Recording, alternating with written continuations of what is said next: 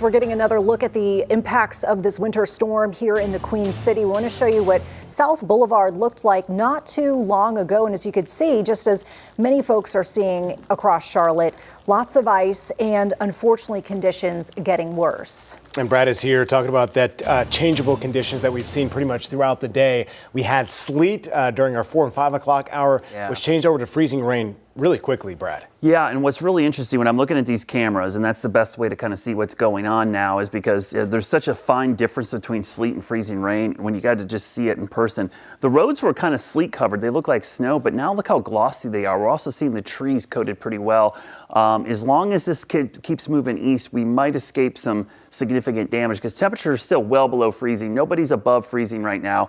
It is really cold out there, and there's still plenty of freezing rain, but the back edge is almost to Gaston County. So we probably got a good hour, maybe an hour and a half more of this. I was just posting, I said, if we can get through the next 2 hours without significant power outages, we might be able to breathe a sigh of relief and say, hey, it's all the way out of here. But we're starting to see all of this moisture pushed to the east, and behind it, colder air. There's Arctic air back here in the middle of Tennessee. So we didn't see much graupel, saw a few reports in the mountains, snow. While there technically was some in there, most of what you guys saw was sleet, but it was really tiny sleet. It was some of the smallest sleet I've ever seen.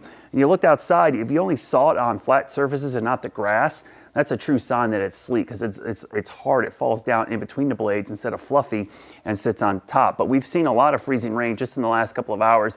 Mostly last night it was freezing drizzle and mist, and then today we saw a transition.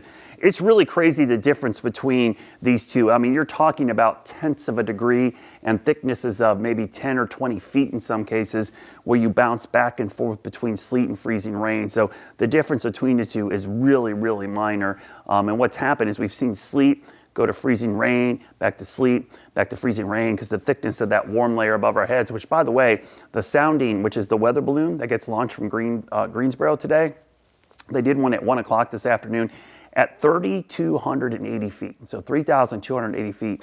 It was 55 degrees above our head. At the same time at the ground, it was 16 degrees. That is the wildest inversion that I've ever seen around here. And so that really set it up. And that's why we saw so much sleet. That warm layer was kind of getting thinner and wider. And those little differences aloft, I mean, we could have put 55 there. Normally it's in the upper 30s to near 40, but in this case it was in the 50s. And down here at the ground, not only was it below 32, it was in the teens, about the coldest you're going to get with freezing rain and drizzle. So this evening, temperatures stay below freezing. That's going to be a problem because even if things come to an end, we're likely going to see issues all the way through tomorrow morning. That's why schools are closed tomorrow, because the morning commute's going to be horrendous. Probably going to take until the middle of the day for the sun to come out. It's not going to be warm tomorrow, but it will be above freezing, it looks like, by mid-afternoon.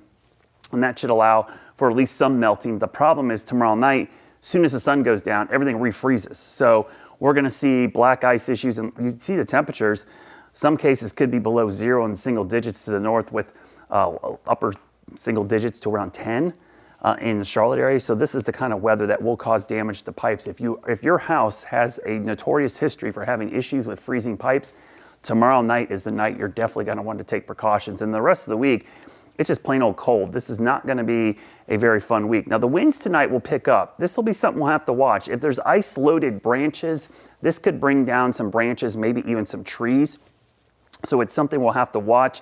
But as long as the ice is not super thick, and then it gets super cold, as we talked about, the wind chills will be below zero in many locations, about the coldest you see. So look at the next 7 days, all below average. We are going to see the coldest week we have seen in a long time.